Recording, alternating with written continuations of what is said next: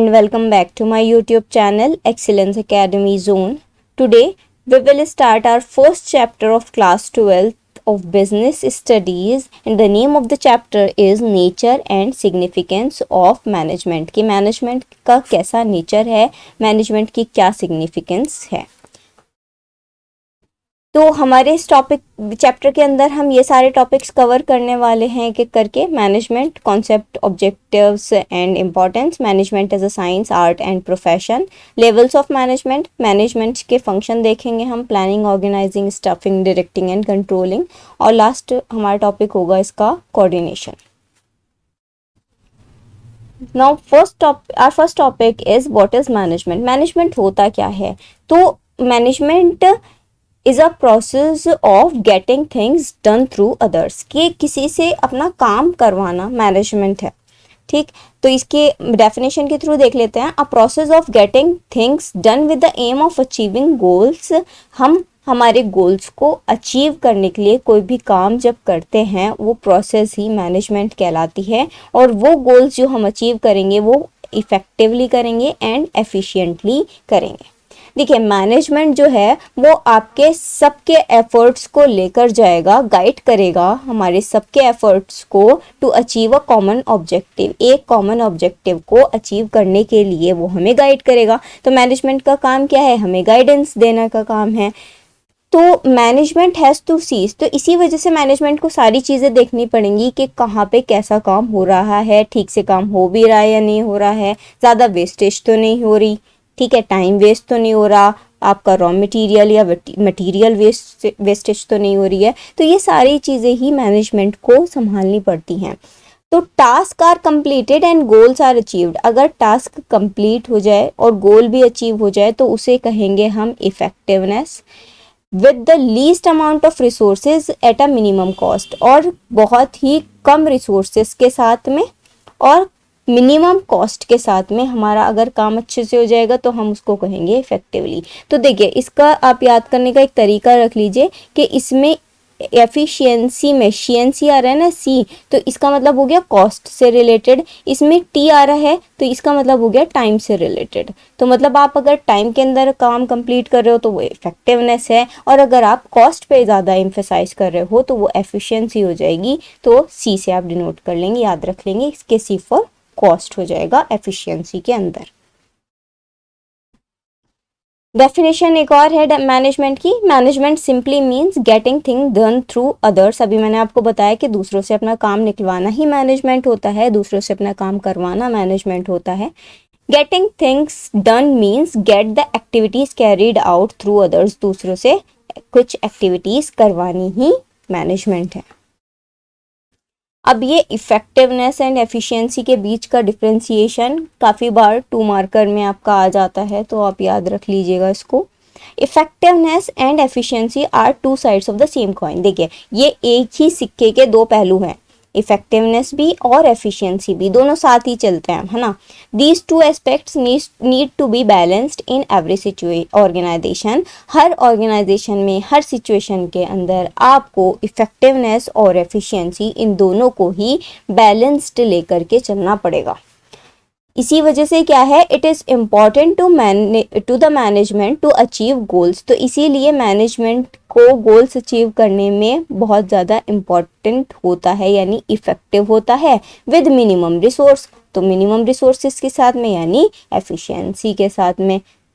Usually high efficiency is associated with high effectiveness. ये 1 marker में पूछ सकता है आपका क्वेश्चन एमसीक्यू में कि high efficiency is associated with what. ठीक, तो हाई एफिशिएंसी एसोसिएटेड है हमारे हाई इफेक्टिवनेस के साथ में, which is the aim of all managers. जो कि किसका एम है? हमारे सारे मैनेजर्स का ही एम है। High efficiency without being effective is not desirable, and both efficiency and ineffectiveness leads to poor management. देखिए, ज़्यादा आपका efficiency हो जाएगा विदाउट इफेक्टिवनेस तो वो भी डिज़ायरेबल कंडीशन नहीं है, और इनएफिशिएंसी हो जाए इनइफेक्टिवनेस के साथ में तो उसकी क्या वजह हो सकती है आपकी? उसकी वजह हो सकती है पुअर मैनेजमेंट। डेफिनेशंस देख लेते हैं इफेक्टिवनेस की क्या डेफिनेशन है। तो effectiveness in management is concerned with doing the right task, completing activities and achieving goals. तो ठीक से काम करना, राइट टास्क करना और अपने एक्टिविटीज़ को कंप्लीट करना, अपने गोल्स को अचीव करना। तो ये किससे कंसर्न कर रहा है? आपके एंड रिजल्ट से कंसर्न कर रहा है आपका इफेक्टिवनेस। कॉस्ट वाला जो था, राइट, कॉस्ट वाला था, टाइम वाला था, बताइए, टाइम वाला था, है ना। अब देखिए एफिशिएंसी, ये जो कॉस्ट वाला है, तो efficiency means doing the task correctly with the minimum cost. तो इसमें हम क्या करेंगे? मिनिमम कॉस्ट के साथ में अपना काम ठीक से करेंगे, ढंग से करेंगे। That is fewer resources are used and less cost are incurred. तो इसका क्या मतलब हुआ कि आप थोड़े से ही रिसोर्सेज से और बहुत कम लागत में कोई भी काम करो, ठीक, तो वो एफिशिएंसी में आता है। एफिशिएंसी एंड इफेक्टिवनेस का मैट्रिक्स है, इसको आप देख लीजिएगा, इसमें से आपको 1 मार्किंग क्वेश्चंस में हेल्प मिल जाएगी करने के लिए सॉल्व। एग्जाम्पल देख लेते हैं हम, एफिशिएंसी एंड इफेक्टिवनेस को एक एग्जाम्पल के थ्रू समझ लेते हैं कि एक कंपनी है, उसका टारगेटेड प्रोडक्शन है 5000 यूनिट्स का इन अ ईयर। एक साल में उसका टारगेट है कि वो 5000 प्रोडक्शन करेगी, 5000 यूनिट्स का प्रोडक्शन करेगी। अब इस टारगेट को अचीव करने के लिए मैनेजर ने ऑपरेट किए एम्प्लॉयज़ को ऑन डबल शिफ्ट, ठीक है, 2 डबल शिफ्ट में उसने ऑपरेट किया, एम्प्लॉयज़ को बुलाया विद हाई सैलरी, और उनकी सैलरी बहुत ज़्यादा थी, और जिसकी वजह से क्या हुआ? हाई कॉस्ट ऑफ प्रोडक्शन, यानी आपका जो प्रोडक्शन का कॉस्ट था वो बढ़ गया, क्योंकि जो भी काम आप कर रहे हो, जो भी आप सामान बना रहे हो, उसको बनाने में आपको जितना पैसा लगेगा आप पर यूनिट कॉस्ट से निकालेंगे ही उसका पैसा, ठीक है। तो ये हाई प्रोडक्शन कॉस्ट बढ़ गया आपका, और इसकी वजह से क्या हुआ? Manager was effective but not efficient. तो इसमें क्या था कि उसने अपना काम तो पूरा किया, देखो टाइम ली उसने, एक साल के अंदर 5000 यूनिट्स कंप्लीट बना लिए अपने प्रोडक्शन की, लेकिन उसने कॉस्ट पे ध्यान नहीं दिया, है ना, उसने सैलरी ज़्यादा कर दी, जिसकी वजह से क्या हुआ? कॉस्ट बढ़ गई। तो उसने क्या किया है? इफेक्टिवली काम तो किया है लेकिन एफिशिएंटली काम नहीं किया, ठीक है। तो ये केस बेस्ड स्टडीज में आपके आ सकते हैं इस तरह के चीजें। नेक्स्ट देख लीजिए, if the manager reduces the output, अगर मैनेजर ने अपने आउटपुट को रिड्यूस कर दिया, सपोज उसको बनाने थे 5000 यूनिट्स और उसने 4000 ही बनाए या 3000 ही बनाए, and with fewer resources to cut down the cost but not achieving the target. उसने टारगेट तो अचीव नहीं किया लेकिन अपने कॉस्ट को कट डाउन कर दिया, इस वजह से उसने अपनी आउटपुट रिड्यूस कर दी। तो इसमें क्या किया है उसने? इसमें उसने क्या किया है? सिंपल सी बात है, case of being efficient but not effective, कि उसने अपना पैसा तो बचा लिया, ठीक है, लेकिन वो इफेक्टिव नहीं हुआ क्योंकि उसने टाइमली अपना काम जो है वो कंप्लीट ही नहीं किया। उसने अपनी यूनिट्स जो थी, जो उसका टारगेट था 5000 यूनिट्स को प्रोड्यूस करने का, वो उसने किया ही नहीं टाइमली। तो आई होप कि इन दोनों का डिफ्रेंशिएशन आपको अच्छे से समझ में आ गया होगा अब, और आप गलती नहीं करेंगे एग्जाम्स में। Now what are the characteristics of management? Management की क्या कैरेक्टरिस्टिक्स हैं? सबसे पहली आती है, management is goal oriented. Goal oriented होता है हमारा मैनेजमेंट। अभी हमने पीछे भी देखा इसकी डेफिनेशन में भी कि हम जो है मैनेजमेंट जो है हमें गाइड करता है टुवर्ड्स अ गोल, है ना, गोल को अचीव करने में हमारी हेल्प करता है, गाइड करता है। तो management aims at achieving certain specified objectives of the enterprise. हमारे एंटरप्राइज के जो भी हमारे ऑब्जेक्टिव्स हैं, गोल्स हैं, उनको अचीव करने में ये हमारी हेल्प करता है। मैनेजमेंट का एम ही ये होता है। दूसरा है, मैनेजमेंट इज परवेसिव। मैनेजमेंट कैसा होता है? परवेसिव। परवेसिव का मतलब आप ऐसे समझ लिए यूनिवर्सली होता है, ठीक है, कि हर जगह आप मैनेजमेंट का इस्तेमाल कर लेंगे। लाइक हम स्कूल में हैं तो हम स्कूल में भी मैनेजमेंट चल रहा है ना, होता है ना स्कूल में मैनेजमेंट। ऐसे ही आप किसी शॉप पे चले जाओ, वहाँ पे भी मैनेजमेंट होता है। आप किसी मल्टी कॉम्प्लेक्स में चले जाओ, वहाँ पे भी होता है। इनफैक्ट हमारे घरों में भी मैनेजमेंट चलता है। तो मैनेजमेंट जो है वो हर छोटी से छोटी और बड़ी से बड़ी जगह पर यूज़ किया जाता है। तो management activities are universally applicable in all types of organisation anywhere in the world. चाहे वर्ल्ड के किसी भी ऑर्गेनाइजेशन की आप बात कर लीजिए, हर जगह पे आपको मैनेजमेंट देखने के लिए मिल जाएगा। Now third one is management is an intangible force. Management कैसा होता है? एक इंटेंजिबल फोर्स। इंटेंजिबल का मतलब आप उसको छू नहीं सकते, आप उसको देख नहीं सकते, but you can feel it actually.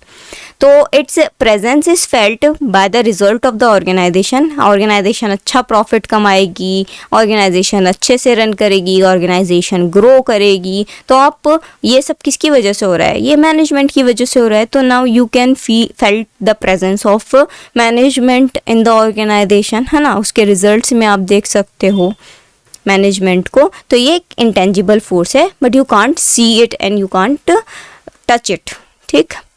Management is a continuous process. Continuous process होता है, यानी अभी एक टास्क आपने कंप्लीट किया, आप दूसरे टास्क पे चले जाओगे, दूसरा टास्क आप कंप्लीट करोगे, तीसरे टास्क पे चले जाओगे। तो ये कॉन्टीन्यूअसली चलता रहता है।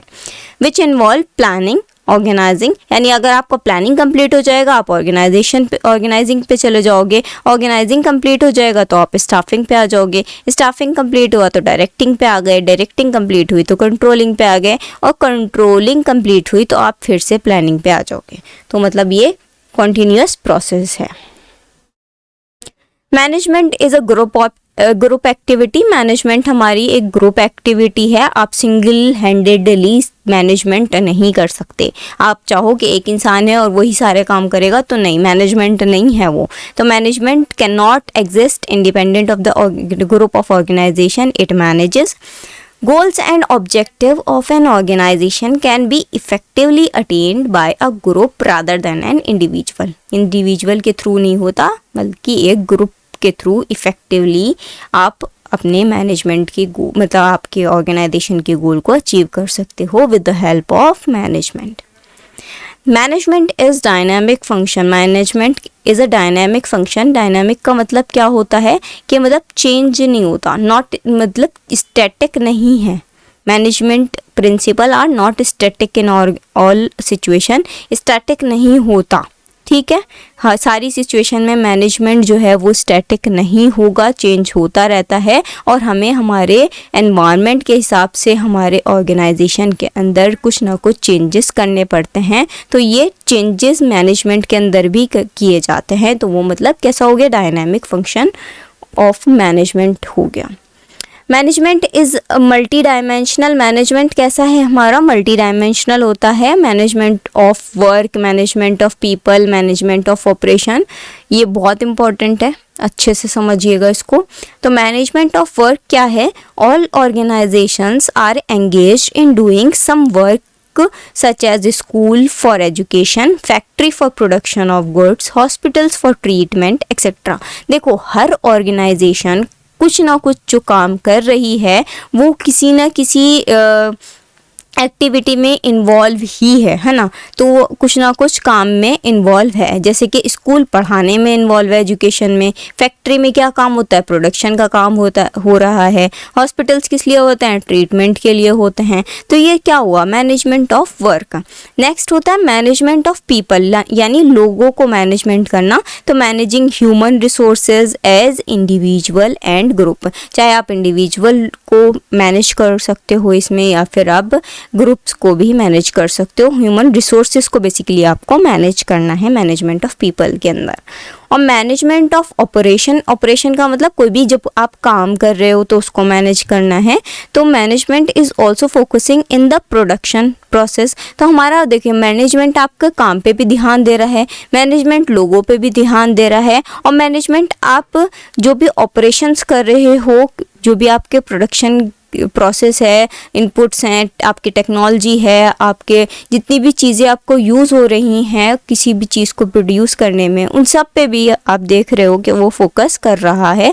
तो मतलब बेसिकली आपके प्रोडक्शन की सारी चीज़ों पे भी फोकस कर रहा है। तो उसने वर्क यानी आपके काम पे भी देखा, आपके लोगों को भी संभाल लिया, और आपके प्रोडक्शन के सारी चीज़ों को भी देख लिया, ऑपरेशंस को भी देख लिया। तो ये कैसा हुआ? Multi dimensional. आप मैनेजमेंट हर जगह पे यूज़ कर सकते हो। मैनेजमेंट मल्टी डायमेंशनल है, बहुत सारे काम भी होते हैं मैनेजमेंट के। नाउ हमारा नेक्स्ट टॉपिक आता है ऑब्जेक्टिव्स ऑफ मैनेजमेंट का। मैनेजमेंट के क्या ऑब्जेक्टिव हैं? तो बेसिकली मैनेजमेंट के 3 ऑब्जेक्टिव होते हैं। पहला है ऑर्गेनाइजेशनल ऑब्जेक्टिव, दूसरा होता है सोशल ऑब्जेक्टिव और तीसरा होता है पर्सनल ऑब्जेक्टिव। ऑर्गेनाइजेशनल ऑब्जेक्टिव या फिर हम इसको इकोनॉमिक ऑब्जेक्टिव भी बोल देते हैं। तो these objective set by management for the organisation are called organisational objective. ये सारे ऑब्जेक्टिव्स जो हैं आपके, वो ऑर्गेनाइजेशन के लिए क्या किए जाते हैं? मैनेजमेंट के थ्रू ऑब्जेक्टिव सेट किए जाते हैं फॉर द ऑर्गेनाइजेशन। ऑर्गेनाइजेशन के लिए कुछ ऑब्जेक्टिव्स आपने सेट कर लिए, तो वो उन्हीं को हम क्या कहेंगे?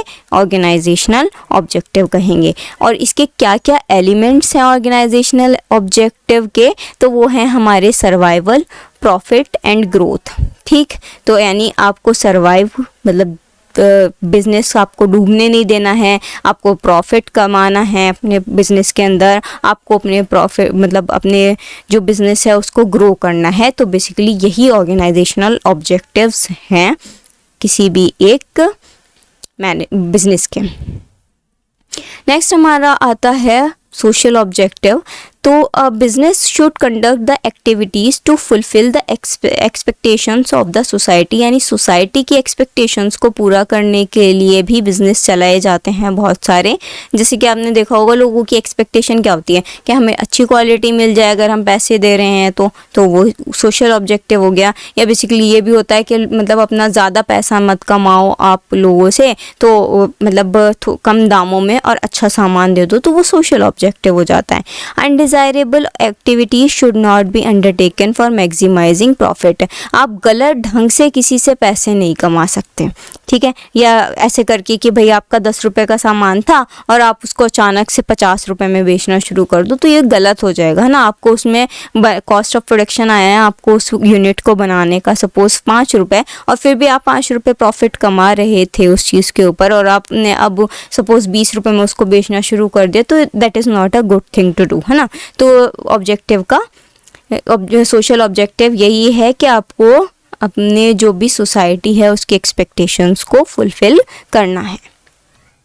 अब पर्सनल ऑब्जेक्टिव क्या होता है हमारा?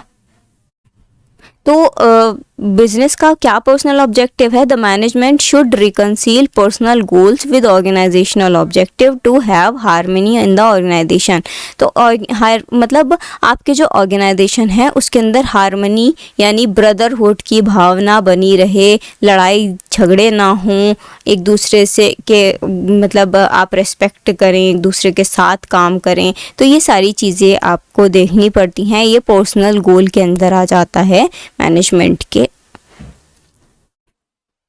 अब देखते हैं हम नेक्स्ट हमारा टॉपिक आता है इम्पोर्टेंस ऑफ मैनेजमेंट का। तो इम्पोर्टेंस ऑफ मैनेजमेंट में फर्स्ट टॉपिक है हेल्प इन अचीविंग ग्रुप गोल। तो हमारा मैनेजमेंट जो है वो हमें हेल्प करता है हमारे ग्रुप गोल्स को अचीव करने में, हमारी एफिशिएंसी को बढ़ाने में भी हेल्प करता है, और मैनेजमेंट हमें हेल्प करता है डायनामिक ऑर्गेनाइजेशन बनाने के लिए। अब देख लेते हैं हम ग्रुप गोल में किस तरह से हेल्प करता है। तो proper management of all individual is an organisation is very essential for the accomplishment of organizational objective। एक ढंग का एक प्रॉपर मैनेजमेंट होना चाहिए ताकि आप सारी चीज़ों को ठीक तरह से लेकर के चल सकें। Group goal is more important than the individual objective. एक इंडिविजुअल का ऑब्जेक्टिव इतना ज़्यादा इम्पॉर्टेंट नहीं है जितना कि ग्रुप गोल होता है। तो group goal is more important. Increases efficiency, efficiency वही कॉस्ट से रिलेटेड है हमारी, तो उसको बढ़ा देने में भी मदद करता है मैनेजमेंट। तो management help to achieve the goal with minimum resource.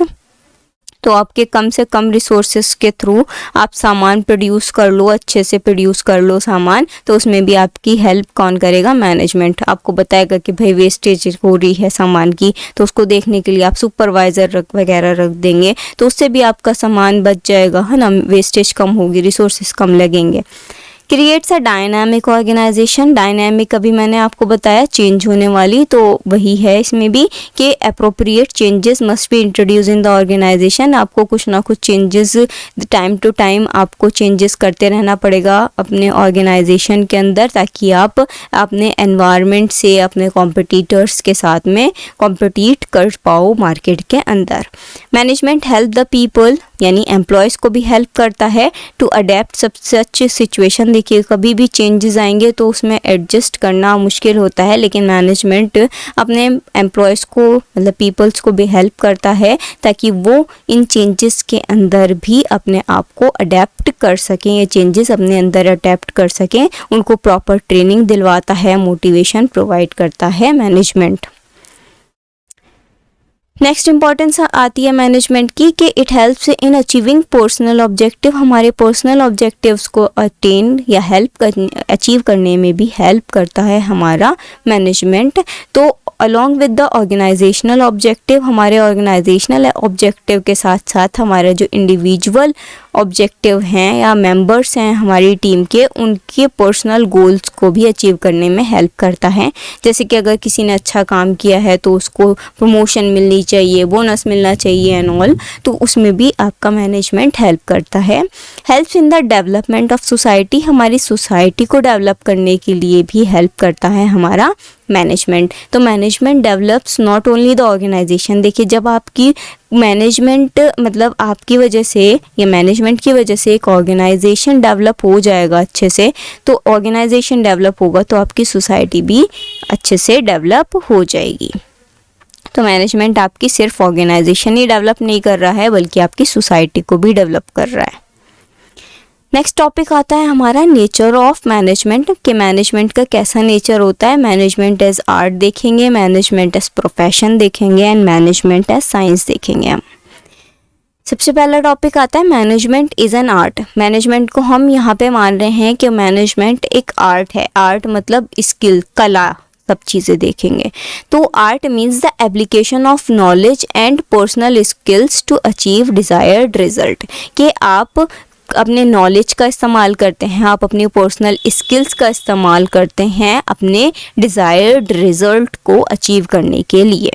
Management is certainly considered as an art. Management को हम आर्ट भी कहते हैं क्योंकि मैनेजर्स जो है वो अपनी स्किल्स का, अपनी नॉलेज का इस्तेमाल करके अपने डे टू डे एक्टिविटीज़ में हेल्प करता है ताकि ग्रुप जो है हमारा गोल जो है ऑर्गेनाइजेशन का उसको अचीव किया जा सके। तो भाई उस मैनेजर ने अपने स्किल्स का इस्तेमाल किया है, अपनी नॉलेज का भी इस्तेमाल किया है ना, और डिज़ायर्ड रिज़ल्ट को भी अचीव किया है। तो ये मैनेजमेंट एज एन आर्ट मानते हैं हम इस चीज़ को, क्योंकि ये सारी चीज़ें ही आर्ट की डेफिनेशन में आती हैं। तो as an art management has the following features. तो क्या क्या फीचर्स हैं हमारे एज एन आर्ट मैनेजमेंट के अंदर। तो सबसे पहला फीचर आता है एग्जिस्टेंस ऑफ थियोरेटिकल नॉलेज। जो थियोरेटिकल नॉलेज है हमारी उसका होना हमारे मैनेजमेंट एज एन आर्ट के अंदर इसको बनाता है आर्ट के रिलेटेड। तो art presupposes the existence of certain theoretical knowledge। देखिए मैनेजमेंट हम बिजनेस में पढ़ते हैं and business is all about theory, है ना, तो थ्योरी ही है हमारी इसके अंदर। तो थियोरेटिकल नॉलेज का होना बहुत ज़रूरी होता है मैनेजमेंट के अंदर। This knowledge is derived from the experience of expert. अब ये नॉलेज कहाँ से आएगी? आपके जो एक्सपर्ट्स हैं उनके एक्सपीरियंस से आएगी आपको नॉलेज। आपने अगर कोई पब्लिश और जो मतलब सपोज उन्होंने कोई बुक लिख दी, भाई इंसान जो है कोई ना कोई चीज़ कैसे सीखता है, या तो किसी के थ्रू कोई सिखाने वाला होगा या किसी को पढ़ के सीखता है। हम पढ़ रहे हैं, हम सीख रहे हैं आगे, है ना। तो ये सारी चीज़ें हैं कि उसने अपनी बुक में लिख कर बताए, अपने एक्सपीरियंसेस शेयर किया और उनसे हमने सीखा है।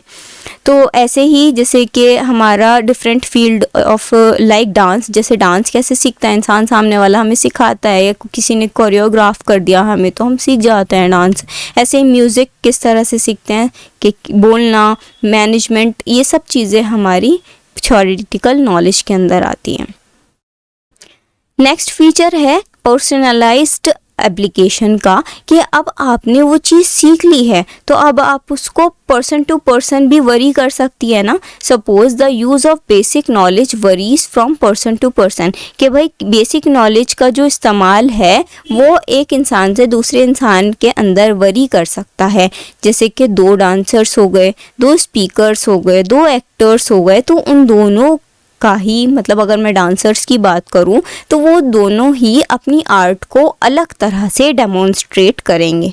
ठीक, अगर सपोज एक आपका पॉप डांसर है और एक आपका पॉप डांसर, हाँ शायद पॉप डांसर ही होता है, आई होप कि मैं गलत नहीं हूँ, बताना आप लोग मुझे। तो मतलब सपोज़ वही है कि अगर आप हिप हॉप डांसर हो एक और एक आपका हो गया कथक डांसर, तो वो दोनों ही अपनी आर्ट को अलग अलग तरह से डेमोन्स्ट्रेट करेंगे। Based on practice and creativity, तीसरा फीचर है based on practice and creativity. तो आपकी प्रैक्टिस पे भी बेस्ड होती है और आपकी क्रिएटिविटी पे भी बेस्ड होती है। तो आर्ट के अंदर आपकी creative practice of existing theoretical knowledge आती है कि आप अपने जो भी थियोरेटिकल नॉलेज है आप उसको प्रैक्टिस भी करेंगे, उस चीज़ को क्रिएटिव भी बनाएंगे। तो all music is based on 7 basic notes. तो आपने सारे गामा पा धा नी सा के बारे में सुना ही होगा, तो इन नोट्स के ऊपर ही बेस्ड होते हैं हमारे सारे म्यूज़िक्स। और which however what makes the composition of a music unique is his use of these notes in a creative manner. तो जब एक कंपोज़र जो गाना बनाता है वो इन नोट्स का किस तरह से एक क्रिएटिव मैनर के अंदर इस्तेमाल करता है, तो उसी तरह से वो उसकी आर्ट हो जाती है। ठीक है, तो भाई एक सिंगर है उसने उनका इस्तेमाल करके एक हिप हॉप डांस आप उसका इस्तेमाल करके पॉप सॉन्ग बना दिया, और किसी ने एक मतलब काफ़ी अच्छा दूसरा टाइप का सॉन्ग बना दिया। तो ये सब क्या आता है कि उनकी क्रिएटिव मैनर्स के अंदर आती है कि आप किसी भी एक चीज़ का इस्तेमाल किस तरह से कर रहे हो वो डिफ़र कर सकता है, लेकिन आप उसका मतलब पर्सन टू पर्सन वरी कर रही हैं चीज़ें। और दूसरी चीज़ प्रैक्टिस में भी आती हैं और क्रिएटिविटी के अंदर ही आती हैं कि आप अपने लेवल से उसको कितना ज़्यादा क्रिएटिव बना रहे हो। नेक्स्ट आता है मैनेजमेंट एज अ साइंस। तो मैनेजमेंट एज अ साइंस क्या है? Science is a systematically organised body of knowledge. तो साइंस एक बहुत ज़्यादा सिस्टमैटिकली ऑर्गेनाइज्ड बॉडी है हमारे नॉलेज की, और it is based on logically observed findings, facts and events. Science हमारी किसी भी ऐसे ही हम नहीं कह सकते कि ऐसा हो गया था जी वैसा हो गया था। आपको साइंस के लिए फाइंडिंग्स चाहिए, आपको फैक्ट्स चाहिए हैं, ठीक, आपको इवेंट्स चाहिए हैं, तभी आप बताओगे कि भाई लॉजिकली, तभी आप कहोगे किसी भी चीज़ को कि हाँ ये ठीक कह रहे हो आप। तो द इसेंशियल फीचर्स क्या हैं हमारे साइंस के होने के? तो एक सिस्टमैटिक बॉडी ऑफ नॉलेज हो गया, दूसरी हो गया प्रिंसिपल्स बेस्ड ऑन एक्सपेरिमेंटेशन। तो एक्सपेरिमेंट्स करते हैं हम साइंस के अंदर, तो उन एक्सपेरिमेंट्स के थ्रू ही हमें पता चलता है, हम प्रिंसिपल्स बनाते हैं। और तीसरा हो गया यूनिवर्सल वैलिडिटी, कि अगर मैंने यहाँ पे सपोज कोई एक चीज़ बनाई है, जैसे कि न्यूटन लॉ ऑफ ग्रेविटेशन, तो उन्होंने बनाया था, तो वो एप्लीकेबिलिटी जो है, उसकी वैलिडिटी जो है वो यूनिवर्सली है, यानी हर जगह पे उस चीज़ को इस्तेमाल किया जा रहा है। ऐसा नहीं है कि जहाँ के आइजैक जो न्यूटन साहब थे, जो जहाँ के रहने वाले थे, उनको वहीं यूज़ करें, नहीं। हमने 10th में भी अपने पढ़ा था ना लॉ ऑफ ग्रेविटेशन, है ना, तो वो यूनिवर्सली उसकी वैलिडिटी है, यूनिवर्सली एप्लीकेबल है हमारा जो सारी चीज़ें हैं। तो साइंस के अंदर जो चीज़ें होंगी वो सारी यूनिवर्सल वैलिडिटी रखने वाली होंगी। Although management has a systematized body of knowledge. तो मैनेजमेंट के अंदर जो है हमारी सिस्टमेटाइज्ड बॉडी ऑफ नॉलेज होती है।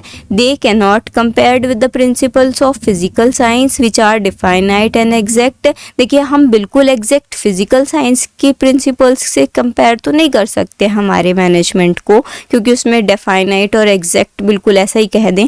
लेकिन हाँ, ये कह सकते हैं हम, क्योंकि मैनेजमेंट के अंदर भी मतलब हम हमारे बिजनेस में भी पढ़ेंगे आगे जाके, तो हम प्रिंसिपल का इस्तेमाल करते हैं। तो मैनेजमेंट इज एन इनएग्जैक्ट और सॉफ्ट साइंस। तो हम कह सकते हैं कि पूरी तरह से साइंस नहीं है, लेकिन हाँ सॉफ्ट साइंस है हमारा जो मैनेजमेंट है।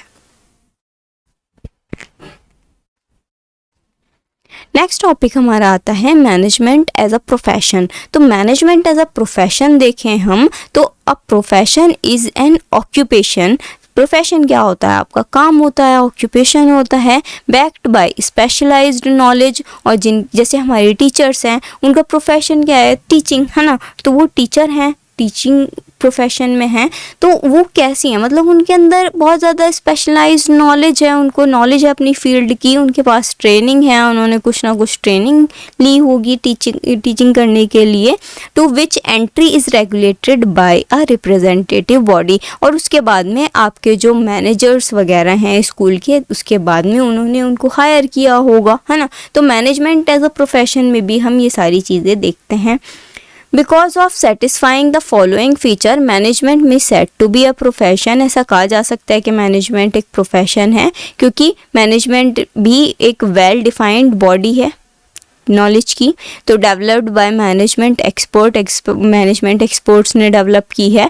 रेस्ट्रिक्टेड एंट्री है, ऐसा नहीं है कोई भी कहीं से भी आ जाए। तो मैनेजमेंट रिक्वायर फॉर्मल एजुकेशन, उसके लिए भी फॉर्मल एजुकेशन चाहिए, ट्रेनिंग भी चाहिए, है ना। और फॉर्मल इंस्टीट्यूशंस की ट्रेनिंग चाहिए, जैसे कि हमारे ICAI हो गई या प्रोफेशनल ऑर्गेनाइजेशन, सो IIM, इन सब से आपको जो है आपके पास सर्टिफाइड होना चाहिए या ट्रेनिंग होनी चाहिए। प्रोफेशनल एसोसिएशन होता है management for the implementation of code of conduct, जिसका मतलब क्या हो गया? ऑल इंडिया मैनेजमेंट एसोसिएशन का आपको अप्रूवल भी चाहिए।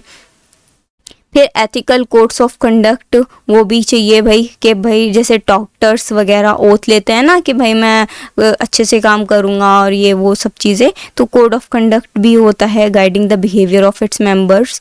और लास्ट हमारा मैनेजमेंट के अंदर आता है सर्विस मोटिव। तो मैनेजमेंट का मोटिव ही क्या होता है? Primary objective of profession is providing service to the society. देखिए एज अ टीचर आपका ऑब्जेक्टिव क्या होता है? सर्विस प्रोवाइड करना। और इसी तरह से मैनेजमेंट का भी प्राइमरी ऑब्जेक्टिव यहाँ पर अगर हम एज अ प्रोफेशन देखें तो वो क्या हो जाएगा? सर्विस प्रोवाइडिंग हो जाएगा to the society. Next topic आता है हमारा लेवल्स ऑफ मैनेजमेंट का। लेवल्स, कितने ज़्यादा लेवल्स हैं हमारे मैनेजमेंट के अंदर? तो हमारे 3 लेवल हैं मैनेजमेंट के अंदर, top level, middle level and lower level. Levels of management refers to the arrangement of managerial position. अब इनको हमने किस हिसाब से रखा हुआ है? इनकी पोजीशन के हिसाब से रखा है। देखिए जैसे टॉप मैनेजर्स होते हैं हमारे, टॉप लेवल मैनेजमेंट के अंदर क्या क्या काम करते हैं?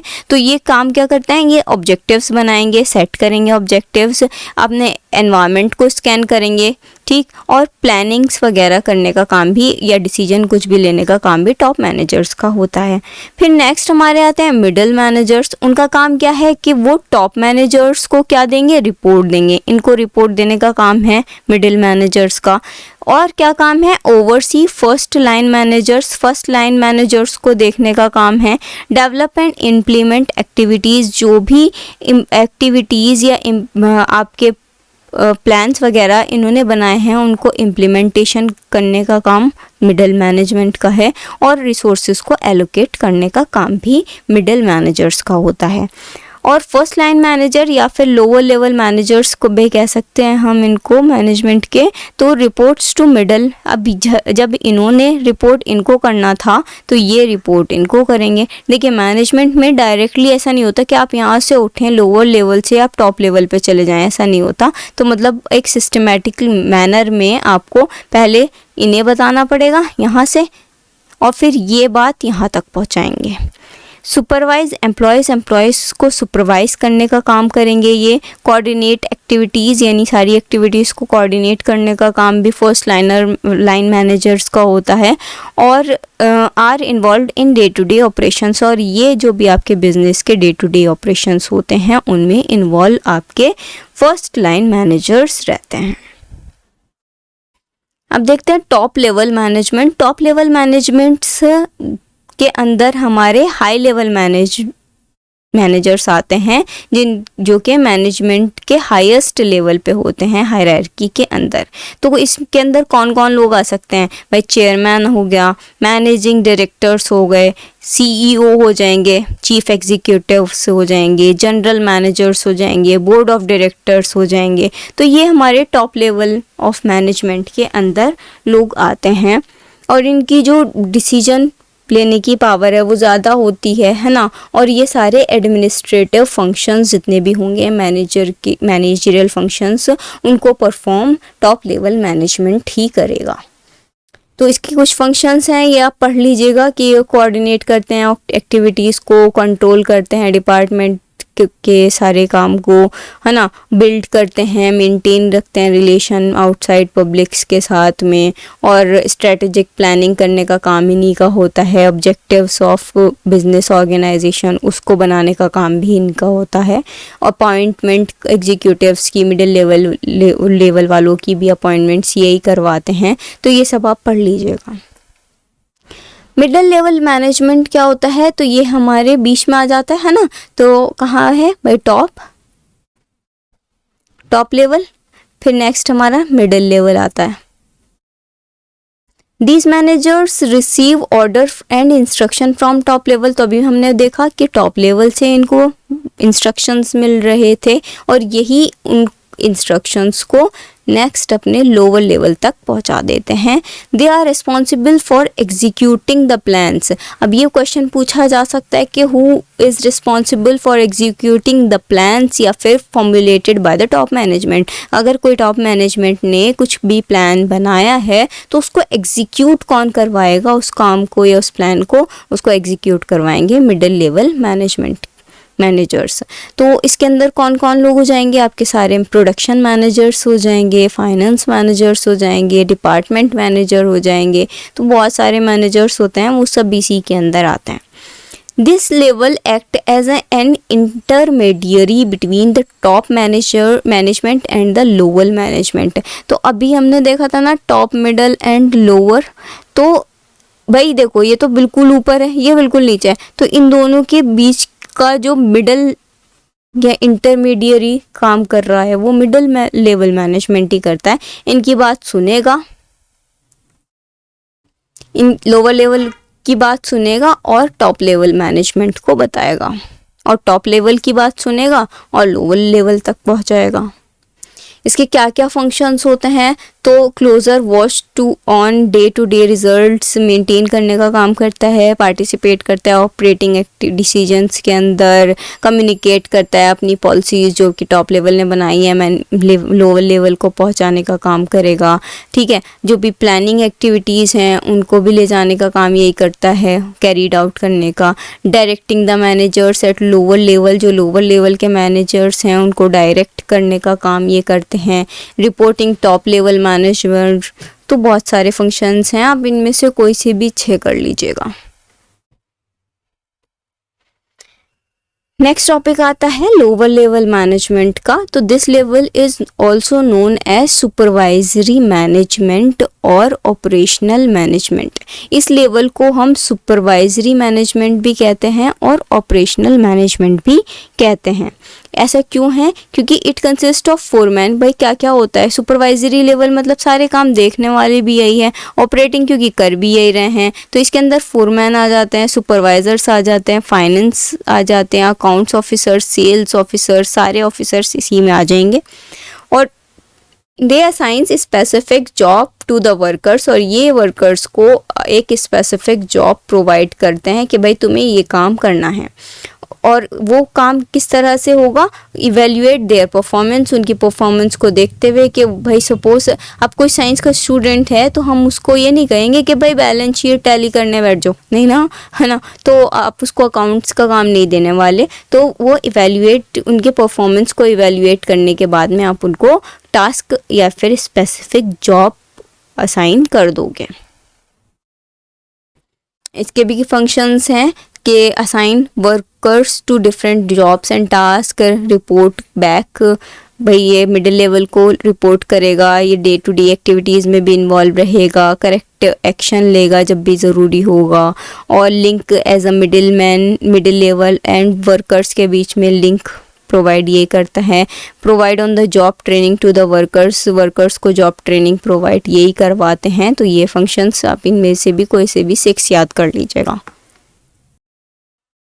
नेक्स्ट टॉपिक आता है फंक्शंस ऑफ मैनेजमेंट का, कि मैनेजमेंट के क्या क्या फंक्शंस होते हैं। तो management is what management does, management is what management does, ये बहुत फेमस एक कोट है। तो एक डायनामिक प्रोसेस होती है और जिसके अंदर काफ़ी सारी सेवरल एक्टिविटीज़ होती हैं मैनेजमेंट के अंदर। और क्या क्या एक्टिविटीज़ हैं, क्या क्या फंक्शंस हैं मैनेजमेंट के, तो planning, organising, staffing, directing and controlling. तो हम इनको याद रखने के लिए ऐसे याद कर लेंगे, POSDC,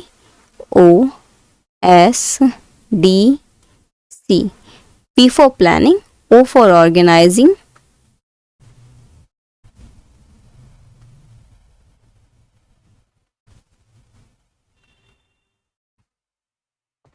स्टाफिंग,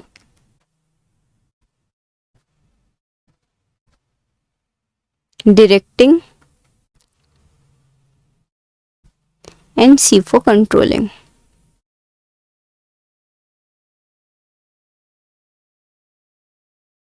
इस तरह से आप कोई अच्छे से याद भी हो जाएगा और आप भूलेंगे भी नहीं ये पांचों। तो POSDC, planning, organising, staffing, directing and controlling. यहाँ पे भी लिख लीजिए POSDC।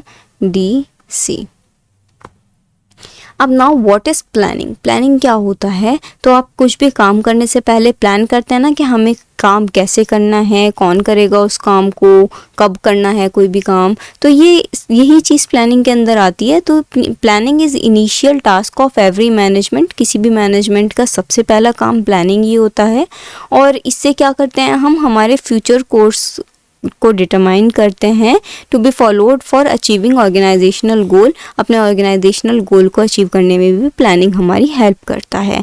तो प्लानिंग का मतलब ही क्या होता है, डिसाइडिंग इन एडवांस, के पहले से एडवांस में हमने डिसाइड कर लिया कि व्हाट टू डू, क्या काम होना है, व्हेन टू डू, कब होना है, and who will do it, कौन करेगा उस काम को।